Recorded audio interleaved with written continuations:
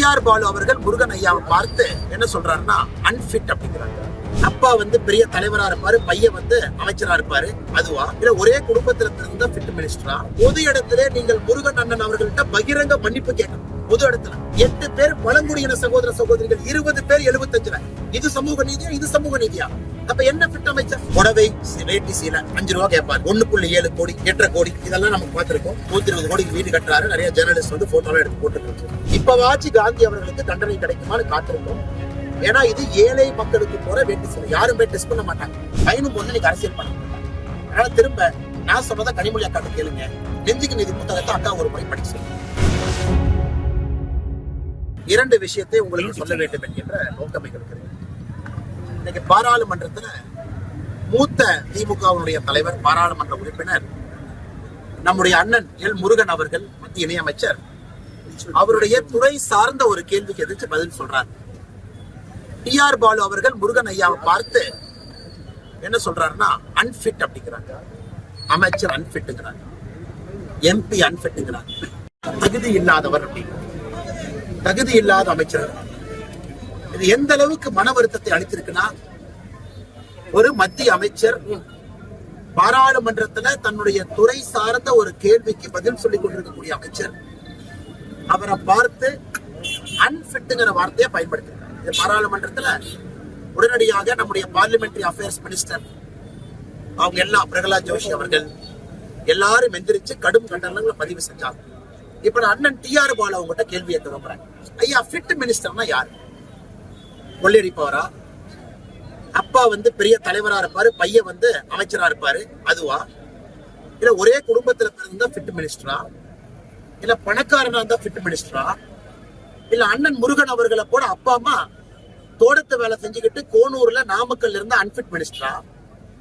இல்ல முருகன் அவர்களுடைய தந்தை தாயை போல இன்னைக்கும் கிராமத்துல ஒரு சாதாரண வீட்டுல அவர்களுடைய வாழ்க்கையை அவர்களே அங்கே விவசாயம் செய்து பிழைத்துக் கொண்டிருந்தால் அது ஃபிட் மினிஸ்டரா? இல்ல அருந்ததியர் சமுதாயத்திலே பிறந்திருந்த அன்பிட்டா?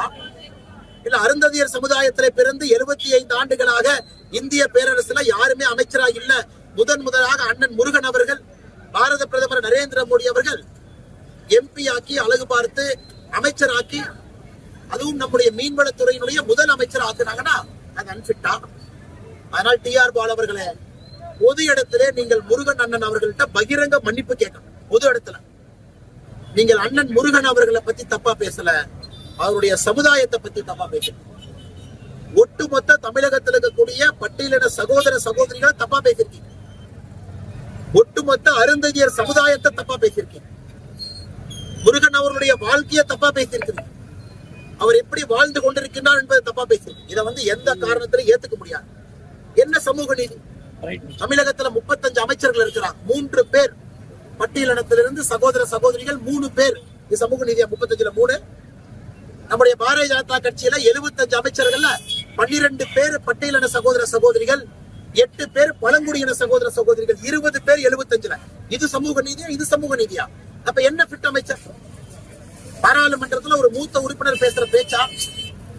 ஒரு அமைச்சர் தன்னுடைய துறை சார்ந்த கேள்விக்கு பதில் சொல்லிட்டு இருந்தாருன்னா அவரை பார்த்து இந்த மாதிரி கேவலமா பேசுவீங்களா? அதனால் இது வாய் கொழுப்பு மட்டுமல்ல, இது ஆணவத்தினுடைய உச்சம். இது ஆணவத்தினுடைய உச்சம் மட்டுமல்ல, தோல்வியினுடைய அறிகுறி. அதனால் தமிழக சகோதர சகோதரிகள் இதெல்லாம் நீங்க பார்த்துக்கிட்டு இருக்கீங்க. எந்த அளவுக்கு திமுகவுடைய மூத்த தலைவர்களுக்கு, எம்பிக்களுக்கு எந்த அளவுக்கு பாருங்க ஆணவம் வந்திருக்க. அமைச்சரை பார்த்து அன்பிட். பாலிடிக்ஸ்ல ஃபிட் அன்பிட் என்னங்க? மக்கள் முடிவு பண்றதாங்க ஃபிட் அன்பிட். மக்கள் கர்ம வீரர் காமராஜர் ஐயா பார்த்து நீங்க அன்பிட்டுமீங்களா? படிக்கிறவங்க அன்பிட்டா? என்ன உங்களுக்கு இலக்கணம்? என்ன வாட் இஸ் யுவர் குறியீடு, இண்டெக்ஸ் என்ன? ஃபிட் அன்பிட்டுக்கு பதில் சொல்லணும். அதனால் இது கடுமையான கண்டனங்கள் மட்டுமல்ல, இதனுடைய விளைவுகளை நிச்சயமாக டிஆர் பாலு அவர்கள் சந்திக்க வேண்டி இருக்கும்.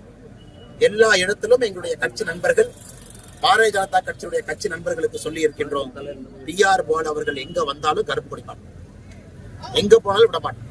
அவர் மன்னிப்பு கேட்கிற வரைக்கும், பகிரங்க மன்னிப்பு கேட்கிற வரைக்கும் டிஆர் பாலுவை நாங்க விட மாட்டோம். அதனால் முருகன் அவர்கள் கள்ளகிட்ட போன்ல பேசினாங்க. ரொம்ப வருத்தப்பட்டு பேசினாங்க, ரொம்ப வருத்தப்பட்டார். அவருடைய வளர்ப்பு என்ன, அவர் எப்படிப்பட்ட வீட்டில இருந்து வந்திருக்காரு, நம்முடைய நாட்டுல சமூக நீதி என்பதற்கு இலக்கணமாக அண்ணன் முருகன் இருக்கார். அதனால் பத்திரிகை நண்பர்கள் நீங்களும் இதை கம்பீரமாக எடுத்துக்கொள்வீர்கள் என்கின்ற நம்பிக்கை. ஐயா, இரண்டாவது இந்த தொகுதியினுடைய அமைச்சர் எம்எல்ஏ அண்ணன் காந்தி அவர்களை பத்தி பல ஊழல் பண்ணிருக்காரு. புதுசா இது இல்ல, புதுசா நாங்க சொல்ல, புது ட்ரெயினர் மாதிரி மாசம் மாசம் ஒண்ணு பண்ணுவாரு. காந்தி அவர்கள் வந்து நமக்கு தெரியும் 10% அமைச்சர், குறிப்பா இந்த கைத்தறியில புடவை வேட்டி சீல 5 ரூபா கேட்பாரு. 1.7 கோடி 8.5 கோடி இதெல்லாம் நமக்கு பார்த்திருக்கோம். 120 கோடிக்கு வீடு கட்டுறாரு. நிறைய ஜேர்னலிஸ்ட் வந்து போட்டோலாம் எடுத்து போட்டுட்டு. நான் இன்னைக்கு உங்ககிட்ட 2 டாக்குமெண்ட் காட்ட போறேன். இந்த டாக்குமெண்ட் பாத்தீங்கன்னா ஐயா, கோயம்புத்தூர்ல south India textile research association Chitra அப்படிங்கிற அமைப்பு கிட்ட நம்முடைய பெடல் லூம் அப்படிம்பா, பெடல் லூம் கால் வச்சு பெடல் லூம் ஆபரேட் பண்ற கைத்தறி கால் வச்சு ஆபரேட் பண்ணுவாங்க. அதுல உற்பத்தியான ஒரு வேட்டி, பொங்கல் தொகுப்புல கொடுக்கப்பட்ட ஒரு வேட்டி. அந்த வேட்டி எடுத்து சோதனை பண்ண 100% பருத்தி இருக்கணும். 100% பருத்தி இருக்கணும். ஏன்னா தமிழக அரசினுடைய குறிக்கோளே பருத்தி கொள்முதல், அப்புறம் வேட்டியை நெய்யணும், அதுக்கு கூலி கொடுக்கணும், அதை கொண்டு வந்து ரேஷன் கடையில் நம்ம கிட்ட கொடுக்கணும். இதுல பாத்தீங்கன்னா தெரியும், தமிழக அரசு கொடுத்த வேட்டியை காந்தி அண்ணன் அவர்கள் என்ன கொள்முதல் பண்ணி மக்களுக்கு கொடுத்தாங்களோ, பாலியஸ்டர் வந்து 78%, காட்டன் 22% இருக்கு. இதான் வந்து விஞ்ஞான ஊழல். அதாவது காட்டனை குறைச்சிட்டு பாலியஸ்டர் போட்டுட்டா காட்டன் 1 கிலோ 320 ரூபாய் பருத்தி, பாலியஸ்டர் 1 கிலோ 160 ரூபாய், பாதி விலை குறையும். அதனால பாலியஸ்டர் தூக்கி வேட்டியில போட்டு, அதுவும் 10% 20% பிளெண்டிங் இல்ல, 78% பாலிஸ்டர் 22% பருத்தி. இத ஆதாரபூர்வமா வெளியிடணும். சாம்பிள் இருந்து எல்லாம் வச்சிருக்கோம். இதை பாரதிய ஜனதா கட்சி தமிழ்நாட்டினுடைய லஞ்ச ஒழிப்புத்துறை DVAC அவங்க கிட்ட அபிஷியலா நாளைக்கு காலையில கம்ப்ளைண்ட் கொடுக்க போறாங்க. டெஸ்ட் ரிப்போர்ட், சாம்பிள், வேட்டி எல்லாம் கூட. இதையாச்சும் முதலமைச்சர் நடவடிக்கை எடுப்பாரா? இப்பவாச்சு காந்தி அவர்களுக்கு தண்டனை கிடைக்குமான்னு காத்திருக்கோம். ஏன்னா இது ஏழை மக்களுக்கு போற வேட்டி சிலை. யாரும் போய் டெஸ்ட் பண்ண மாட்டாங்க. யாரும் போய் 2500 3000 பணம் கொடுத்து லேப்ல போய் கொடுத்து டெஸ்ட் பண்றதுக்குலாம் யாரும் பண்ண மாட்டாங்க. எங்களை மாதிரி யாராச்சும் ஆள் எடுத்து சந்தேகப்பட்டு டெஸ்ட் பண்ணா மட்டும்தான் உண்மை தெரியும். அதனால் இதை பத்திரிகை நண்பர்களுக்கு ராணிப்பேட்டையில இதை சமர்ப்பிக்கின்றோம். இதை முகநூல்ல போட்டுறோம். இந்த காப்பியும் உங்களுக்கு கொடுக்குறோம். பத்திரிகை நண்பர்கள் அதை வாங்கிக்கிங்க, நீங்க ஷேர் பண்ணிக்கங்க. பத்திரிகையாளர் சந்திப்பு முடித்த பிறகு இந்த 2 விஷயத்தை உங்களிடம் சொல்ல வேண்டும் என்பதற்காக தான் இந்த பத்திரிகையாளர் சந்திப்பு உங்களை அழைத்தோம். வந்திருக்கின்றீர்கள், ரொம்ப நன்றி. திமுக MP கனிமொழி ஒரே நாடு ஒரே தேர்தல் அப்படின்றது மாநிலங்களுடைய அடையாளத்தை அழிக்கக்கூடிய ஒரு கருத்து. கனிமொழி அவர்கள் நிறைய படிச்சவர்னா எல்லாம் சொல்றாங்க. அவங்க அப்பா மாதிரி நல்ல கவிதை எல்லாம் பேசுவாங்க. அவருடைய தந்தையார் எழுதிய நெஞ்சுக்கு நீதி புத்தகத்தை படிக்கணும். பாகம் 2 பேஜ் நம்பர் மறந்துட்டேன். பாகம் 2ல கலைஞர் ஐயா சொல்லியிருக்காங்க, ஒரே நாடு ஒரே தேர்தல் வேண்டும்.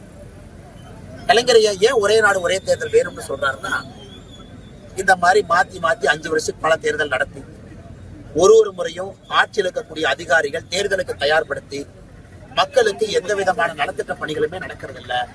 அதனால் ஒரே நாடு ஒரே தேர்தல் வேண்டும் என்று கலைஞர் அவர்கள் 1970 காலகட்டத்திலேயே பேசியிருக்காங்க. அதே நெஞ்சுக்கு நீதி புத்தகத்திலே குறிப்பிட்டிருக்காங்க. இன்னைக்கு பிரச்சனை என்னன்னா, அப்பா எழுதின புக்க பசங்க படிக்கிறது இல்லை.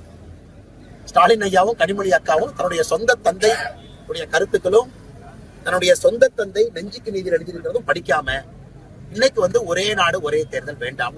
ஐயா, நம்ம புரிஞ்சுக்கணும், 1952 ஒரே நாடு ஒரே தேர்தல், 1957 தேர்தல் ஒரே நாடு ஒரே தேர்தல், 1962 ஒரே நாடு ஒரே தேர்தல், 1967 ஒரே நாடு ஒரே தேர்தல். சுதந்திரத்திற்கு பிறகு இந்தியாவுடைய முதல் 4 தேர்தல்கள் ஒரே நாடு ஒரே தேர்தல் தான். சட்டசபையும் பாராளுமன்றம் ஒரே நேரத்துல. அப்புறம் அம்மையார் இந்திரா காந்தி அவங்க வந்தாங்க. புதிக்காத ஆட்சியில 356 போட்டாங்க. 100 முறையை தாண்டி இந்தியாவிலே 356 பயன்படுத்தப்பட்டிருக்கிறது. காங்கிரஸ் மட்டுமே 91 முறை. அப்ப என்ன ஆகுது? 356 பயன்படுத்தணும்னே மாநில தேர்தல் வேற நேரம், மத்திய தேர்தல் வேற நேரம், போய் டோட்டல் கன்ஃபியூஷன். இதற்குத்தான் பிரதமர் அவர்கள் அரசியலமைப்பு சட்டத்தினுடைய ஆரம்பத்துல என்ன இருந்துச்சோ திரும்ப அதற்கு போக வேண்டும் என்று நினைக்கின்றார். இது தமிழக மக்களுக்கும் தெரியும். இதைத்தான் திரும்ப சொல்லுகின்றோம். ஒரே நாடு ஒரே தேர்தல் என்பது நம்முடைய நாட்டிலே 20 ஆண்டுகள் இருந்துச்சுங்க. தமிழ்நாட்டிலே இன்னைக்கு கனிமொழி அக்கா எதிர்க்கிறாங்க, ஸ்டாலின் ஐயா எதிர்க்கிறாங்க, அவங்களுடைய தந்தையார் கருணாநிதி ஐயா இதை ஆதரித்தார்கள். இதுக்கு மேல என்ன கருத்து சொல்றாங்க? கலைஞர் ஐயாவோட அறிவாளியா? எனக்கு அரசியல் தெரியுமா? அவரே நெஞ்சுக்கிளியில் எழுதிட்டு போயிருக்காங்க. சித்தாந்தத்துல கோட்பாட்டுல எங்களுக்கு மாற்று கருத்து இருக்கு. ஏன்னா அவரு 5 முறை முதலமைச்சர் இருந்தவர் உணர்ந்திருக்காரு. முதலமைச்சரா இருக்கும் பொழுது என்ன கஷ்டம்னு அவருக்கு தெரியும். அதை எழுதிட்டு போயிருக்காரு. ஆனா இவங்க 2 பேரும் பையனும் பொண்ணு இன்னைக்கு அரசியல் பண்ணிட்டு இருக்காங்க. அதனால திரும்ப நான் சொன்னதை கனிமொழி அக்காட்ட கேளுங்க. நெஞ்சுக்கு நீதி புத்தகத்தை அக்கா ஒரு முறை படிக்க சொல்லுங்க. கள்ளக்குறிச்சியில் அதிமுக அமைப்பு செயலாளர் ஜெயக்குமார் செய்தியாளர் சந்திச்சிருக்காரு. அந்த சந்திப்பின் பொழுது பாஜக அங்க ஒரு பொருட்டாவே கருதுறது இல்ல. புதுசா நோட்டாவே ஜெயிக்கிட்டோம், அதுக்கப்புறம் நாங்க ஒரு பொருட்டா கருதுறோம். அதாவது அணைய போகின்ற விளக்கு பிரகாசமா எரிய முயற்சிக்குமா? இன்னைக்கு அதிமுகவுடைய நிலைமையதான். அணைய போற விளக்கு பிரகாசமா எரியும். இன்னைக்கு பங்காளி கட்சிகள் மக்களுக்கு தெரிஞ்சிருச்சு, இது 2 ஒண்ணுதான்டா, 2ம் பங்காளி கட்சிகள் தான். 5 வருஷம் நானு, 5 வருஷம் நீ, 5 வருஷம் இப்படி, 5 வருஷம் அப்படி. எலெக்ஷனுக்கு 6 மாசம் முன்னாடி ஊடக பத்தி பேசுவோம். தேர்தல் ஜெயிச்சதுக்கு அப்புறம் 2 அமைச்சர் மேல ரைடு மாதிரி பண்ணுவோம். சார்ஜ் ஷீட்டே போட வேண்டாம், அப்படியே ஓட்டுவோம். 4 வருஷம் முடிஞ்சிடும். இன்னைக்கு தமிழக மக்கள் இதை உணர்ந்து விட்டாங்க. இன்னைக்கு பங்காளி கட்சிகள் 2ம் தமிழகத்திலே மறைந்து கொண்டிருக்கிறது. அதனால இப்படித்தான் கத்திக்கிட்டு இருப்பாங்கன்னு அண்ணாமலை திட்டிருப்பாங்களே, திட்டியான்னு மாத்தி மாத்தி ரோஸ்டர் மாதிரி போட்டு வச்சிருக்காங்க பங்காளி கட்சியில. இன்னைக்கு இந்த முன்னாள் அமைச்சர் 2 பேர் திட்டணும், நாளைக்கு இந்த 2 முன்னாள் அமைச்சர். நான் பேசுறதெல்லாம் ஆதாரத்தின் அடிப்படையில பேசுறேன், ஆதாரத்தை கொடுக்குறேன், புள்ளி விவரத்தை சொல்றேன். அந்த மாதிரி பங்காளி கட்சியில பேசுறாங்கன்னு பத்திரிகை நண்பர்களே விட்டுறாங்க. மக்கள் பிரச்சனை யாரு கையில் எடுக்கிறான்னு உங்களுக்கே தெரியும்.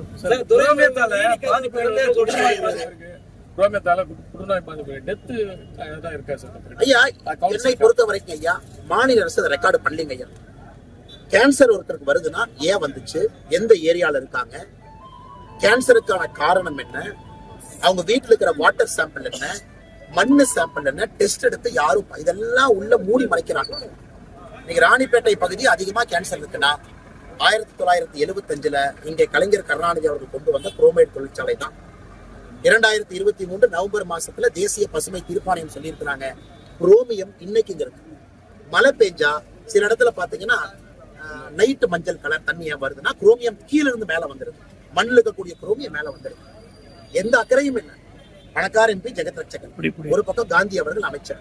மக்கள் மீது அக்கறையே இல்லாதனால ராணிப்பேட்டையிலே மக்கள் அவதியில் இருக்கிறாங்க. ஏன்னா அவங்க டெஸ்டே பண்றது இல்லைங்க, மூடி மறைக்கிறாங்க. இதை பத்தி யாரும் பேசுறதே இல்லை. ஏன் வந்துச்சு? 28 ஆண்டுகள் ஆச்சது அதை மூடி. ஆனா இன்னைக்கு அரசியல்வாதிகள் இந்த கண்டாமினேஷனை சுத்தம் பண்றேன்னு சொல்றாங்க, அதை பத்தி வாய் திறக்கிறாங்களா? சுற்றுச்சூழல் அமைச்சர் இருக்கிறாங்க மெய்யநாதன் அவர்கள் இந்த பக்கம் ஒரு கருத்துக்களை கேட்டு கூட்டம் கேட்டு அதுக்கு ஒரு டெஸ்ட் பண்ணி எவ்வளவு கேன்சர் வந்திருக்கு, என்ன காரணம். சில பேர் ஸ்டண்டட் குரோத்ல இருக்கிறாங்க, உடம்பே ஒரு மாதிரி வித்தியாசமான வளர்ச்சி, பிறக்கிற குழந்தைக்கு மூளை வளர்ச்சி குறைவா இருக்கு. எதுவுமே கவனிக்காம நம்ம பாட்டுக்கு வாழ்ந்துகிட்டு இருக்கோம்னா ஏன் நடக்குதுன்னே தெரியல. இதற்கெல்லாம் காரணம் இந்த படத்தில் இருக்கக்கூடிய நச்சுத்தன்மை மட்டும்தான். கோவில்களுக்கு மட்டும் செல்லும் பிரதமர் மோடி தமிழக நேற்று பதில் சொன்ன தலைவா, துரைமுருகன் அதுக்கு பதில் சொல்றீங்க. அதுக்கு துரைமுருகன் சொன்னாரு, நீங்க கேள்வி எல்லாம் கேட்காதீங்க, நீங்க கேள்வி கேட்பீங்க, நான் ஒண்ணு சொல்லுவேன், நீங்க அண்ணாமலை போய் இன்னொன்னு கேட்பீங்க, அவரு ஒண்ணு சொல்லுவாரு, நான் எல்லாத்துக்கும் பதில் சொல்றேன். HRNC பிரச்சனையே சேகர் பாபு தான். ஆனா அதாவது அண்ணன் சேகர் பாபு அவர்கள் தான் HRNC பிரச்சனையே. அதாவது அண்ணே, நான் பல இடத்துல சொல்றேன், திருச்செந்தூர் கோயில்ல மாட்டக்கானா பழைய ஸ்பீச் எல்லாம் பாருங்க, ஏகப்பட்ட சொல்லியிருக்கேன். இவங்க இன்னைக்கு HRNC குறிப்பாக அமைச்சருடைய வேலை என்னன்னா, சென்னையினுடைய CMDA இன்சார்ஜ் அவர் இல்லைங்களா. இன்னைக்கு சேகர் பாபு ஃபீஸ் இருக்கு சென்னையில, ஒரு பிளாட் CMDA இன்னைக்கு சேகர் பாபு ஃபீஸ் இருக்கு. அதனால HRNC எல்லாம் சேகர் பாபு கண்டுக்கிறது இல்லை. இதுல என்ன CMDA பணம் ஒழிக்கக்கூடிய இடம், முட்டையிடும் வாத்த ஒரு கையில இருக்கு. HRNC சும்மா பேருக்கு வச்சிருக்காரு, அப்பப்ப வேட்டி கட்டிக்குவாரு, மேல போவாரு, ஒரு கும்பாபிஷேகத்துக்கு போட்டோ கொடுப்பாரு.